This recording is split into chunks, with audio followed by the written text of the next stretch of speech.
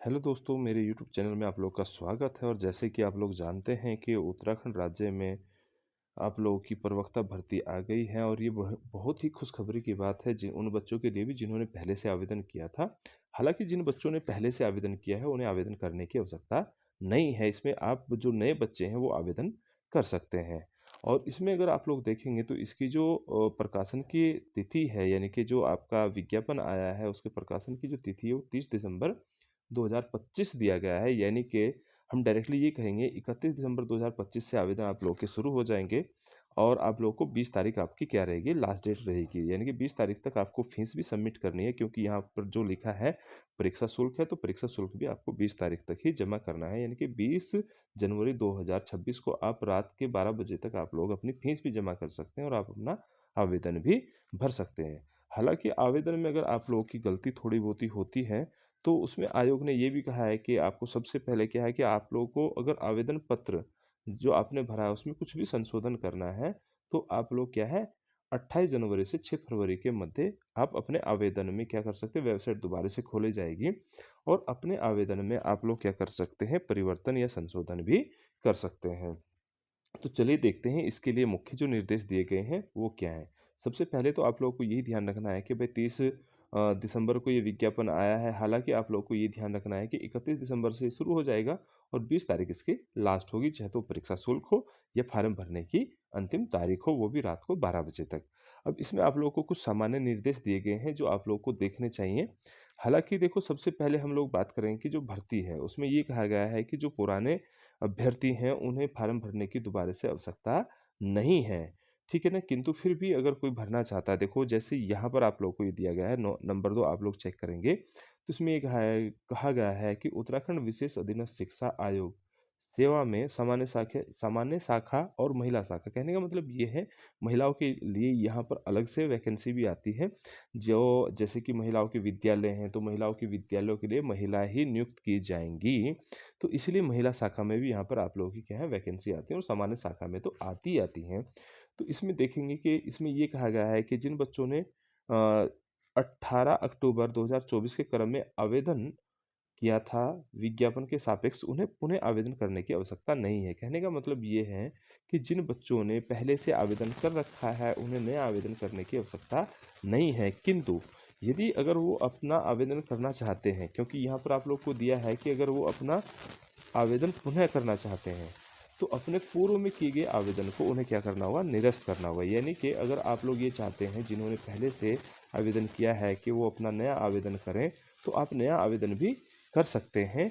लेकिन उसमें ये कंडीशन आप लोग को दी गई है कि जो पुराना आवेदन है उसे आप लोग को क्या है, कैंसिल करना होगा, यानी कि निरस्त करना होगा। उसके बाद आप नया आवेदन कर सकते हैं। ठीक है।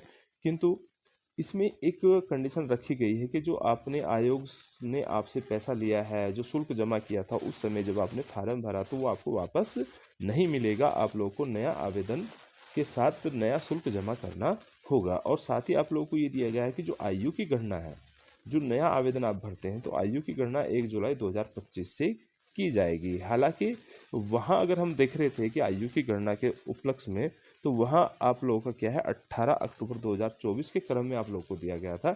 लेकिन यहाँ अगर आप लोग अपने पहले आवेदन को निरस्त करना चाहते हैं और नया भरना चाहते हैं तो आप लोगों को जो फीस है वो दोबारा से देनी होगी। पहली बात तो ये कंडीशन रहती है। दूसरी कंडीशन ये रहती है कि उसकी आयु की गणना भी 1 जुलाई 2025 से ही की जाएगी।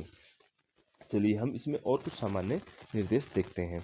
तो सबसे पहले आप लोगों को ये दिया गया है कि इसमें एक और कंडीशन दी गई है कि आप लोग को जब आवेदन करेंगे तो उसमें सभी विषयों के लोग आवेदन कर सकते हैं, लेकिन जो कला विषय आप लोग को दिया गया है, कला विषय में चूंकि 2 पद यहाँ पर आप लोग को दिए गए हैं, कला विषय में आप लोग आवेदन नहीं करेंगे।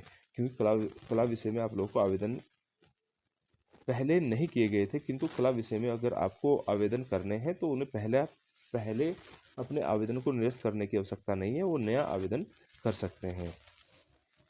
ठीक है। फिर इसके बाद देखते हैं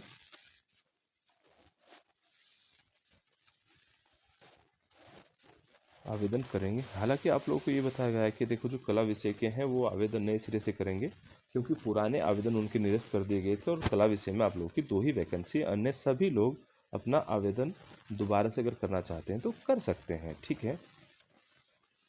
अब यहाँ पर देखते हैं कि जो आप लोगों को वैकेंसी दी गई है वो किस प्रकार की हैं। तो यहाँ सबसे पहले आप लोगों को जैसे हिंदी है तो हिंदी में 78 वैकेंसी दी गई हैं, 16 इसमें एससी की हैं, और अनुसूचित जनजाति की आप लोगों की इसमें क्या है 3 वैकेंसी हैं, और 10 वैकेंसी किसकी अन्य पिछड़ा वर्ग की हैं। और आर्थिक रूप से जो कमज़ोर बच्चे हैं उनके लिए भी यहाँ 6 वैकेंसी दी गई हैं। और जो सामान्य मतलब जो सामान्य वैकेंसी है, यानी कि सामान्य के लिए जनरल के लिए जो सीटें बचती हैं वो 40 सीटें बचती हैं। और दिव्यांग के लिए हिंदी में आप लोगों को क्या दी गई हैं 3 दी गई हैं। वहीं अंग्रेजी में अगर हम लोग देखते हैं, हालांकि देखो हिंदी के लिए यहाँ ये जो आप लोग को हिंदी दिया है ये सामान्य शाखा है, क्योंकि महिला शाखा की अगर हम बात करेंगे तो महिला शाखा में यहाँ 10 वैकेंसी और दी गई हैं, किंतु वहाँ पर एक तो ओबीसी को एक सीट दी गई है, ओबीसी सीट मतलब एक महिलाओं को ओबीसी दी गई है, और एक एससी में आप लोगों की 2 सीटें और बढ़ाई गई हैं, वो भी केवल महिला शाखाओं में। उसके अतिरिक्त आपको जनरल में जैसे यहाँ पर 40 है तो यहाँ पर आप लोगों को 7 वैकेंसी और देखने को मिलेंगी। कहने का मतलब ये हो जाता है कि आप लोगों की जो महिलाएं हैं उनके लिए बेनिफिट है कि उनमें आप लोग सामान्य शाखा में तो भर सकते हैं, किंतु वहाँ पर महिला शाखा में जब भरेंगे तो वहाँ पर कुछ वैकेंसी और आपको एक्स्ट्रा दी गई हैं। तो चलिए हम बात करते हैं नंबर 2 में, जैसे अंग्रेजी की है तो अंग्रेजी में आप लोगों की 54 वैकेंसी हैं, 11 एससी की हैं और 3 अनुसूचित जनजाति की हैं, और आप लोगों की 7 किसकी हैं ओबीसी की यानी कि अन्य पिछड़ा वर्ग की हैं, और 5 आप लोगों के आर्थिक रूप से जो कमज़ोर व्यक्ति हैं उनकी हैं, और 26 दी गई हैं आप लोगों की किसकी यहाँ पर अनारक्षित हैं यानी कि ये जनरल हैं, और 2 दी गई हैं आप लोगों की दिव्यांग की। ठीक है ना। उसके बाद अगर हम बात करते हैं कि जैसे आप लोगों का संस्कृत है तो संस्कृत में 62 वैकेंसी हैं, जैसे 11 आप लोगों की एससी हैं, 2 आप लोगों की एसटी हैं, और 9 आप लोगों की ओबीसी हैं, और ये आर्थिक रूप से जो कमज़ोर है यानी कि ईडब्ल्यूएस वालों की 6 वैकेंसी यहाँ पर आप लोगों को दी गई हैं, और 32 वैकेंसी दी गई हैं आप लोगों की जनरल के लिए। हालांकि देखो जो आप लोगों का बच्चा एससी ओबीसी में फाइट करेगा वो जनरल में भी फाइट कर सकता है अगर वो मानक को पूरे करता है तो। और दिव्यांग की जो वैकेंसी दी गई है यहाँ पर 2 दी गई हैं। उसके बाद भौतिक विज्ञान में 73 हैं, और आप लोग की 14 वैकेंसी एससी की हैं इसमें, और आप लोग की 3 एसटी की हैं, और 9 आप लोग के अन्य पिछड़ा वर्ग की हैं। और वही कंडीशन हम लोग यहाँ बता रहे हैं कि ईडब्ल्यूएस की 7 वैकेंसी यहाँ पर भी, और टोटल जो जनरल की दी गई है वो 38 है, और 2 यहाँ पर क्या है आप लोगों की दिव्यांग की दी गई है यानी कि हैंडीकैप के लिए यहाँ पर आप लोगों को दी गई हैं। चलिए बात करते हैं। अभी देखो इस प्रकार से ये पूरा आप लोगों को एक पूरा चार्ट दिया गया है जिसमें आप लोग अपनी वैकेंसी देख सकते हैं। यानी कि जैसे हम बात कर रहे थे अब रसायन शास्त्र की अगर हम बात करते हैं तो 51 किस में है आप लोग की 51 है, एससी के लिए 9 है, और इसमें एसटी के लिए कोई वैकेंसी नहीं दी गई है। 7 वैकेंसी आप लोग की किस में है अन्य पिछड़ा वर्ग के लिए है। ईडब्ल्यूएस के लिए आपको 5 वैकेंसी दी गई है, सामान्य के लिए आपको 28 वैकेंसी दी गई हैं, और यहाँ भी आप लोग को दिव्यांग के लिए 2 वैकेंसी दी गई हैं। इसी प्रकार हम आप लोग के गणित में देखते हैं तो 43 हैं, जीव विज्ञान में देखते हैं तो आप लोग की 67 है, और नागरिक शास्त्र में यहाँ सबसे अधिक आप लोग को जो वैकेंसी दी गई हैं जो देखने को मिलेंगी वो सबसे ज़्यादा जो वैकेंसी वो नागरिक शास्त्र में दी गई हैं 111 वैकेंसी हैं, जिसमें आप लोगों की एससी की 20 है और एसटी की 5 है, और ओबीसी की आप लोगों की कितनी है 12 है, ईडब्ल्यूएस की भी यहाँ पर 11 है, और आप लोगों का जो सामान्य है मतलब जो जर्नल है जर्नल के लिए आप लोगों को 59 सीटें दी गई हैं, और दिव्यांग के लिए भी आप लोगों को यहाँ पर 4 सीटें दी गई हैं। उसके बाद अगर अर्थशास्त्र में देखेंगे तो अर्थशास्त्र में आप लोगों की 72 वैकेंसी हैं, और इतिहास में देखेंगे तो इतिहास में आप लोगों की 42 है। हालांकि यहाँ पर भूगोल में भी आप लोगों को 53 वैकेंसी दी गई हैं। इसके बाद अगर हम बात करेंगे, देखो भूगोल के बाद अगर हम बात करते हैं तो जैसे आप लोगों को यहाँ पहले भी देखने को मिलेगा कि भूगोल के बाद समाजशास्त्र है तो इसमें 13 वैकेंसी है, यानी कि समाजशास्त्र में बहुत कम वैकेंसी दी गई हैं। जैसे इसमें एससी की 1 दी गई है, और एसटी की इसमें कोई सीट नहीं है, ओबीसी की 2 है, अन्य पिछड़ा वर्ग के लिए आप लोगों की ओबीसी के लिए 2 थी, और ईडब्ल्यूएस के लिए 1 है, और सामान्य के लिए इसमें 9 है। हैंडीकैप के लिए यहाँ भी कोई सीट नहीं है। वहीं देखते हैं हम जो कला, जिसके लिए हम ये कह रहे हैं कि कला को जिन्होंने पहले आवेदन किया था वो भी उनको भी आवेदन करना है, क्योंकि इनकी वैकेंसी बीच में हटा दी गई थी। तो यहाँ पर आप लोगों को 2 वैकेंसी देखने को मिलेंगी, और दोनों की दोनों जो वैकेंसी हैं वो आप लोग की किस में रहेंगी जनरल में रहेंगी। वहीं इसी के साथ देखते हैं वाणिज्य में। तो वाणिज्य में जो वैकेंसी आप लोग को दी गई है, आप लोग की वाणिज्य की भी 2 वैकेंसी हैं, और दोनों की दोनों किसकी है सामान्य यानी कि जनरल की हैं।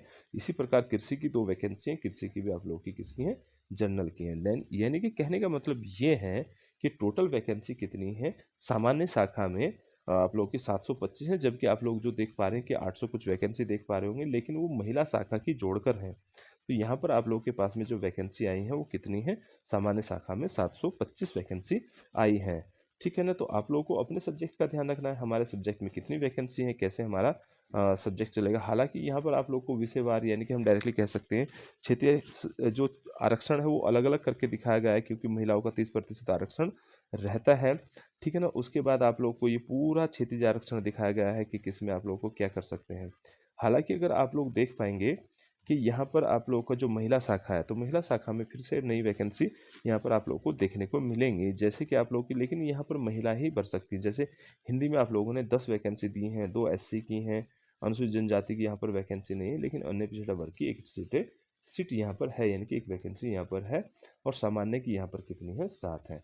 तो कहने का मतलब ये है कि इस प्रकार से अगर हम देखते हैं तो ये महिला शाखाओं की अलग से वैकेंसी यहाँ पर दी गई है, जो आप लोग की उसमें काउंट नहीं होंगी। यानी कि ये केवल महिलाएं ही भर सकती हैं, और इसे आप लोग अच्छे से देख सकते हैं, ठीक है ना? उसके बाद अगर हम बात करते हैं कि जैसे आप लोग का यहाँ पर भी वही फिर आरक्षण दिया गया है, लेकिन आप लोग को ये ध्यान रखना है कि जैसे ही देखो यहाँ पर आप लोग को पूरी वैकेंसी दिखाई गई है, क्योंकि हमें ये पता है कि 725 वैकेंसी किसकी? सामान्य शाखा की है, और 83 जो वैकेंसी हैं वो किसकी है? महिला शाखाओं की हैं, और दोनों को जोड़कर जो वैकेंसी होती है वो 808 सीटें यहाँ पर आप लोग की हो जाती हैं, ठीक है ना? और आयु सीमा अगर आप लोग इसमें देख पा रहे होंगे तो आप लोगों को आयु के संबंध में ये कहा गया है कि 21 वर्ष से 42 वर्ष तक, यानी कि आप अगर आरक्षित श्रेणी में नहीं आते हैं तो आप 42 तक आप भर सकते हैं। आपकी आयु अगर 42 है तो आप भर सकते हैं। और अगर आपको 42 से ऊपर है और आप एससी एसटी या ओबीसी कैटेगरी में या ईडब्ल्यूएस में आते हैं तो फिर आप लोगों को 5 साल की यहाँ पर छूट मिल जाती है, ठीक है? अब उसके बाद हम लोग बात करते हैं कि देखो यहाँ पर सभी विषय दिए गए हैं कि भाई कौन विषय रहेगा, किस विषय में क्या क्या आप लोगों को योग्यता मांगी गई है, तो ये भी आप लोगों को देखने की एक बार आवश्यकता पड़ेगी, ठीक है ना? पूरा विज्ञापन देखने के बाद ही आप लोगों को आवेदन भरना चाहिए। हालांकि इसके बाद हम आप लोगों को जो हमारा सब्जेक्ट का जो हालांकि जो सिलेबस है वो पहले आ चुका था, लेकिन अब नए सिरे से हम सिलेबस एक बार अलग अलग सब्जेक्ट का फिर से आप लोगों को बताएंगे।